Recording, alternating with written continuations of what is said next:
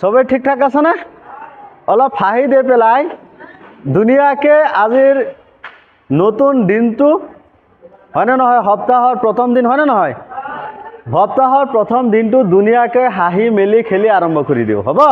হা, এতিয়া চোৱা, মোৰ ছাবস্ক্ৰাইবাৰৰ ভিতৰৰ পৰা যিমান কেইজনৰ হৈছে তাৰ পৰা 10% ছাবস্ক্ৰাইবাৰ মানে আমাৰ এৰিয়াৰ নহয়, বুজি পাইছা? তে লাহে লাহে গ্ৰোথ হৈ আছে, আশা কৰোঁ আৰু গ্ৰোথ হ'ব, গতিকে সহায় সহযোগিতা চবৰে লাগিব।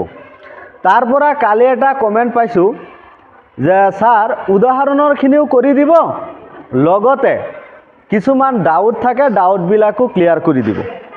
তো তাৰ পৰা কিবা বিল্লাল হুছেইন নামৰ এজন ষ্টুডেণ্ট, এই এৰিয়াৰ নহয়, কিবা এজনে কমেণ্ট কৰিছে যে ছাৰ R.3 কুৱেশ্যন নম্বৰ 11ৰ D নম্বৰটো বুজাই দিব লাগে, বুজি পাইছা?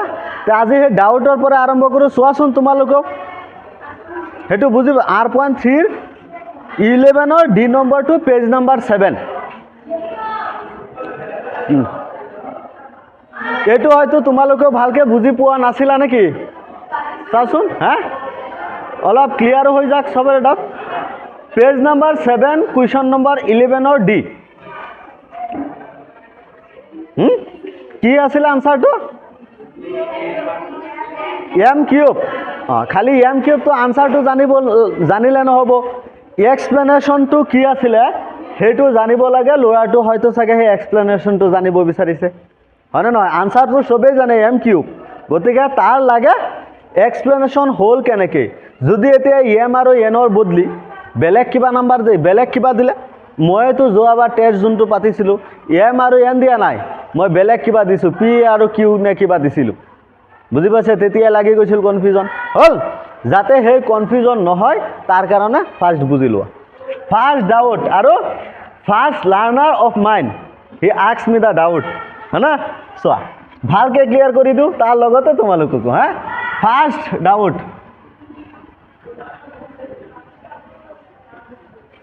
কি কৈছে কুৱেশ্যনটো চোৱা ভালকৈ। যদি এম এনৰ গণমূল হয় তেন্তে এনৰ মান হ'ব, ভালকৈ চাই লোৱা। ফাৰ্ষ্টত আমি গণসংখ্যাটো শিকিছিলোঁ 1 কিউব 1, 2 কিউব 8, 3 কিউব 27, 4 কিউব 64, এইখিনিলৈকে থাকক, হ'ল? হৈছে? এতিয়া চোৱা, মই যদি কওঁ যে 8ৰ গণমূল কিমান,